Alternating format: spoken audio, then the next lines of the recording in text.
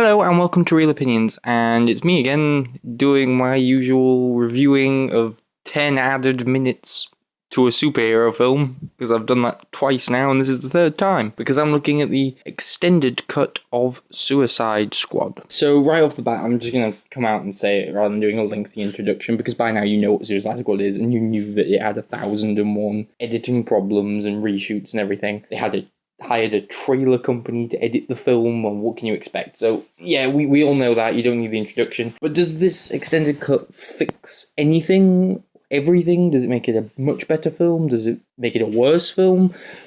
What does it do? Because the thing is, when I introduced Batman v Superman's Ultimate Cut, I genuinely said that film was made substantially better. It wasn't just that they added things, they fixed things, they clarified things, they really improved that film.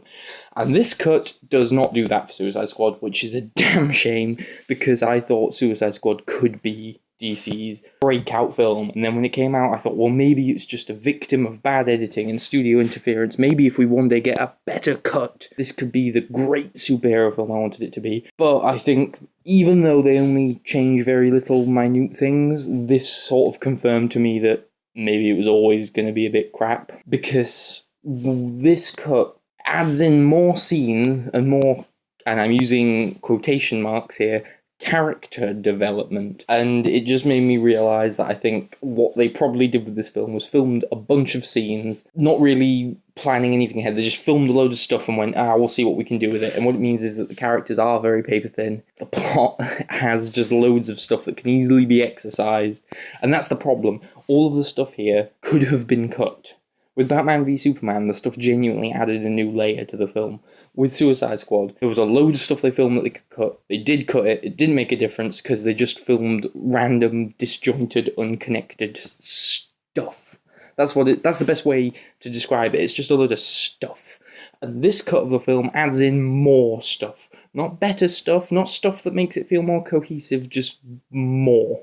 What do we actually get then? We get, the biggest addition is probably an extra Harley Joker flashback scene, which I will come back to. We get lines here and there, and we get a bit more of the squad bonding. There's some good stuff. I'll start with the positives. They extend the bar scene, which is by far the best scene in the original cut of the film, and they let it kind of breathe a little more, and it really does shine as the best scene of the film when it's allowed to actually go on for a bit longer. And I genuinely enjoyed that scene in the original cut, and I enjoyed it even more in this cut, because I actually felt like the group dynamic was developing and that they were kind of coming together as a team. There's a couple of other scenes like that, and they were the best parts of this extended cut. There's a bit where Harley is going around talking to each member of the group, kind of psychoanalyzing them, and that bit's quite good. And there's a bit where, again, Harley is going around to each member of the group individually, this time like trying to get them in on the plan to break free of the mission, just when Slipknot blows his head off, gets his head blown off, whatever you want to call it, when that useless character disappears, just before that, when they're all trying to plan their escape. That bit's okay too. Again, you get a bit more interplay between the characters rather than just they're in the original cut. They feel very disjointed and not like a squad, but like a bunch of people that are kind of in the same room as each other, posing sometimes, but here we get to see them interact. I liked that stuff. Killer Croc's introduction's extended, and certain individual scenes are extended a little with more lines or just longer shots, and I liked that, because the biggest problem for me with all of the choppy editing of Suicide Squad wasn't necessarily that I didn't know where characters were or that the story felt confusing. It was just that it felt like I never had time to settle into a scene. It just felt like everything was moving so fast. It felt like I was watching a previously on segment rather than a real scene, and here they feel like actual cohesive constructed scenes rather than just snippets of something.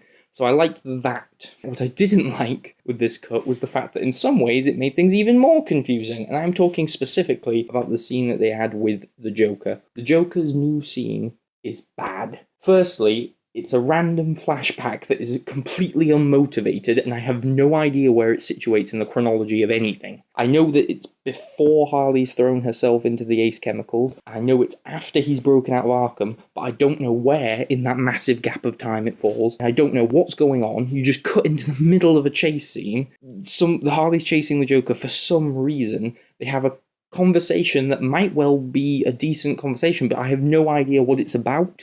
I have no idea what's motivated it or what's led up to it. It's just people talking about something. And also, that scene confirmed for me that no more defenses. Jared Leto's Joker is terrible. Like before, you could maybe go, oh, well, maybe it was good. We only got 10 minutes and we got those 10 minutes out of context. Maybe he could be a good Joker if he was given time. I've seen more of it. I've seen enough of it. I want to see no more of it because his scene in this particular this particular edition is awful. He starts like clapping his hands, like saying kind of like things that I can't decide how to word it. On one hand, I think it's a bit like a grungy teenager trying to be edgy and deep and meaningful. And on the other hand, I feel like it's almost a parody of that. I don't know, it's so cringy. It's like such a bad attempt to be edgy and kind of weird and arty. Like his Joker's supposed to be this kind of strange, more artistic version of the Joker. You know, he was going all method and he's like talking about the ideas and the philosophy behind the Joker in interviews and stuff.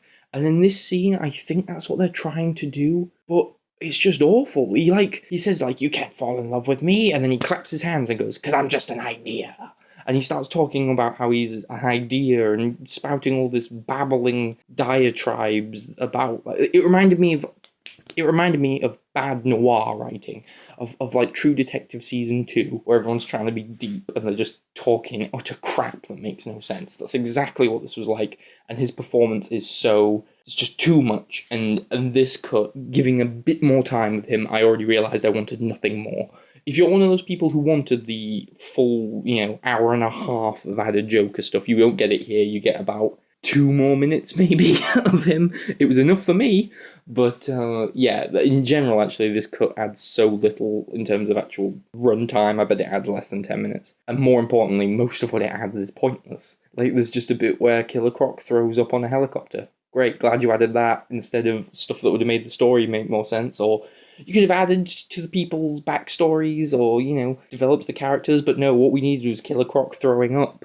I liked the bit, there is a bit in his extended opening where he gets fed a pig. No, a goat, a skinless goat. That was cool, I guess. More Jai Courtney, and I really do think that was a benefit, actually, because I never thought I'd say it, but Jai Courtney, I wanted more of him in the original cut, and I got more of him in this cut, and I genuinely think that he improved the film. He is genuinely got charisma. Who would have thunk it? Jai Courtney, of all people. The other thing is that, coming along from how the Joker scene, in my opinion, genuinely confused the film more, there are other things like that where I feel like they managed to add to the film and simultaneously take away. Because that whole scene I'm talking about, where Harley goes around trying to get everyone to join in on the escape attempt, and she's saying, like, we're going to kill Flag.